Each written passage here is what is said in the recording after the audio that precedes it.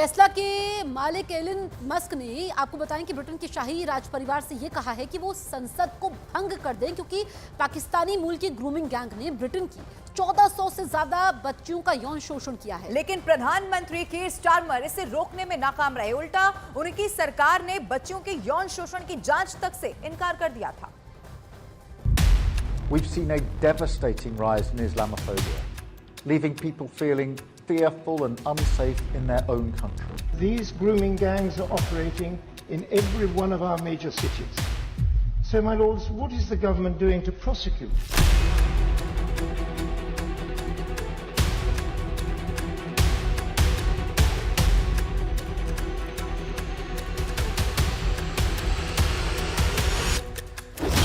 Grooming gang पर घिरे Britain के प्रधानमंत्री।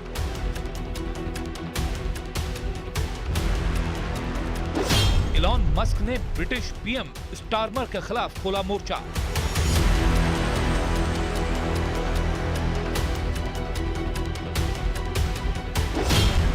ब्रिटेन में 1400 बच्चियां बनी ग्रूमिंग गैंग का शिकार।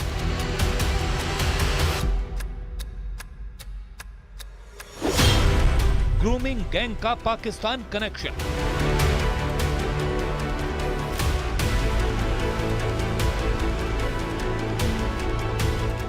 दुनिया के सबसे अमीर शख्स इलॉन मस्क ने ब्रिटेन के प्रधानमंत्री कीर स्टारमर के खिलाफ मोर्चा खोल दिया है।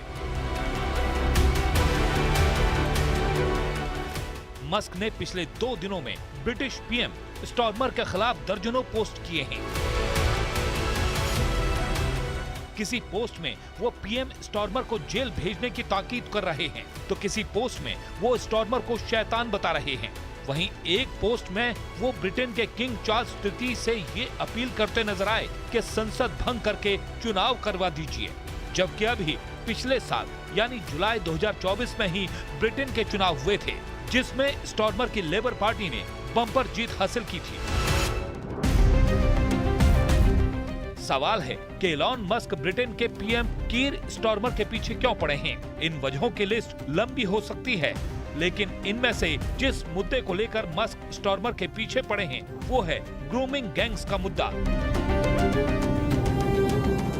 उन्होंने ब्रिटेन के पीएम कीर स्टारमर पर आरोप लगाया कि 15 साल पहले जब वो पब्लिक प्रोसिक्यूशन के डायरेक्टर थे, तब वो रेप पीड़िताओं को सजा दिलाने में नाकाम रहे थे। ब्रिटेन में ऐतिहासिक गैंगरेप का मामला अभी सुर्खियों में है, खास तौर पर 1997 से 2013 के बीच रॉदरहैम स्कैंडल केस, जिसे ग्रूमिंग गैंग स्कैंडल के नाम से जाना जाता है। हाल ही में कंजर्वेटिव पार्टी ने यौन शोषण कांड के जांच की मांग की थी, लेकिन लेबर पार्टी की सरकार ने इससे इनकार कर दिया था।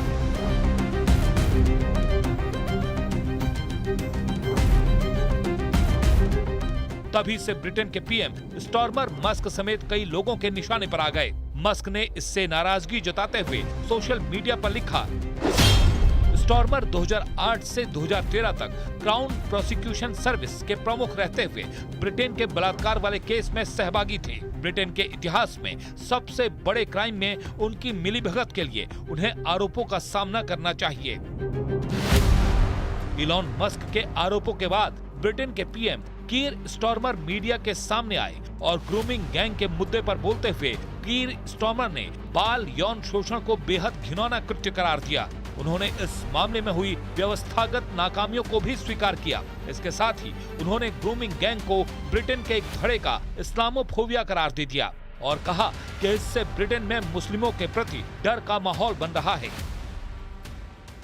We've seen a devastating rise in Islamophobia, leaving people feeling fearful and unsafe in their own country. I've heard firsthand of women wearing hijab who are too scared to travel by public transport, of Muslim families being abused as they leave the mosque. The surge in Islamophobia is simply appalling.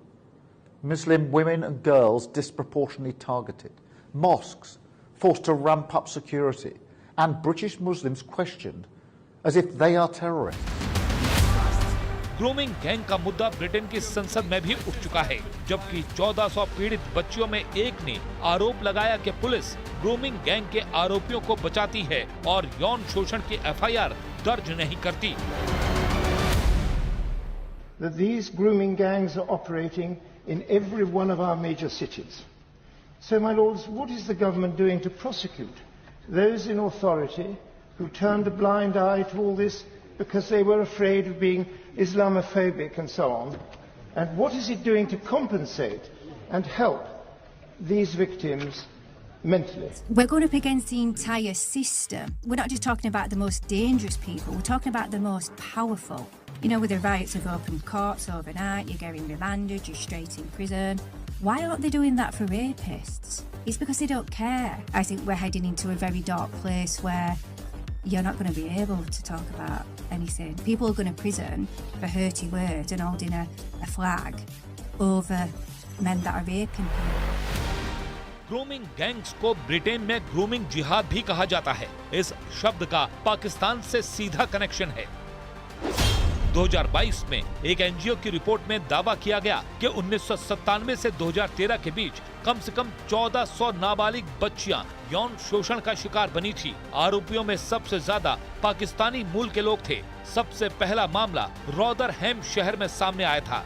इसकी जांच के बाद कई शहरों में ऐसे मामले सामने आने लगे। पता चला कि इंग्लैंड के कॉर्नवाल, डर्बीशायर, रोचडेल और ब्रिस्टल शहर में भी बच्चियां यौन शोषण का शिकार हुई हैं। वहीं एक और रिपोर्ट में दावा किया गया कि अब तक ब्रिटेन में 16 से 17 साल के करीब 50,000 लड़कियां ग्रूमिंग गैंग का शिकार हुई हैं। ब्रिटेन के थिंक टैंक क्विलियम फाउंडेशन ने 2017 में एक रिपोर्ट जारी की थी, जिसमें दावा किया गया था कि ग्रूमिंग गैंग्स के सबसे ज्यादा अपराधी पाकिस्तानी मूल के ब्रिटिश नागरिक हैं, जो ब्रिटेन की नाबालिग लड़कियों को अपने झूठे प्यार के जाल में फंसाते हैं और उनका शारीरिक शोषण करते हैं।